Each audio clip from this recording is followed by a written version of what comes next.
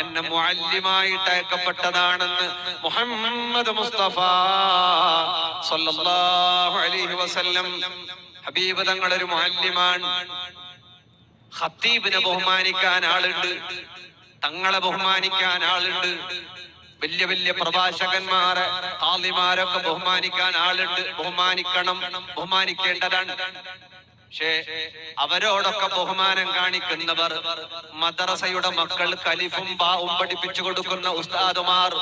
ഖൈറുകും മൻ തഅല്ലമൽ ഖുർആൻ വഅല്ലമഹു ശഫീഉനാ റസൂലുള്ളാഹി.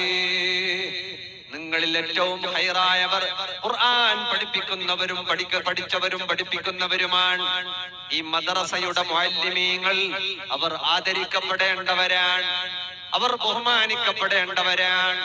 മക്കളെ പഠിപ്പിക്കുന്ന ഉസ്താദുമാരെ രക്ഷിതാക്കൾ ബഹുമാനിക്കാതെ പോയാൽ ആ മക്കളോ ഉമ്മാനെയും ഉപ്പാനെയും ബഹുമാനിക്കാതെ പോകുന്നതിൽ സംശയം വേണ്ട.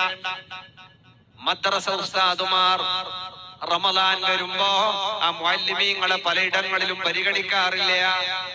റബീഉൽ അവ്വൽ വരുമ്പോ പലയിടങ്ങളിലും പരിഗണിക്കാറില്ല. മദ്രസയിൽ നിൽക്കുമ്പോ ശമ്പളത്തിന്റെ കാര്യം പറയുമ്പോ ഉസ്താദെ നിങ്ങൾക്ക് ബർക്കത്തില്ലേ എന്ന് പറഞ്ഞിട്ട് കമ്മിറ്റിക്കാർ ഹിക്മത്ത് പറഞ്ഞിട്ട് ഈ മുഅല്ലിമീങ്ങൾക്ക് കൊടുക്കുന്നതിൽ അവർ പിടിച്ചു വെക്കുകയാണ്.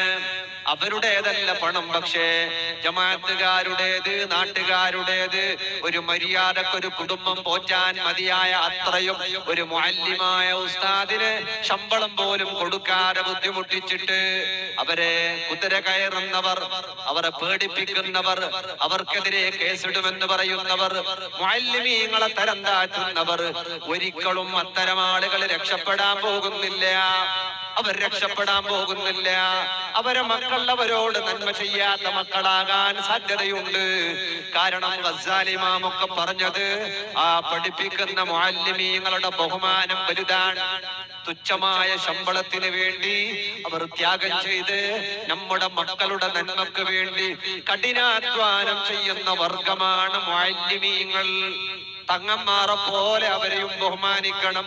നീ തങ്ങളെ ബഹുമാനിക്കുന്നത് അള്ളാന്റെ റസൂലിനോടുള്ള ഇഷ്ടം കൊണ്ടാണെങ്കിൽ, നീ ആലിമീങ്ങളെ ബഹുമാനിക്കുന്നത് ഇഖ്ലാസോട് കൂടെയാണെങ്കിൽ അതൊക്കെ വേണം, വേണ്ടെന്നല്ല. നമ്മുടെ നാട്ടിലുള്ള മുഅല്ലിമീങ്ങൾ, നമ്മുടെ മക്കളെ പഠിപ്പിക്കുന്ന ഉസ്താദുമാർ, അവരെയും കണ്ടറിയണം, അവരെയും ബഹുമാനിക്കണം, അവരെയും സഹായിക്കണം. അല്ലാ ഇൽമ പഠിപ്പിക്കുന്ന മുഅല്ലിമീങ്ങൾ, അവർക്ക് നീ ഖൈർ നൽകണം അല്ലാ. അല്ലേ?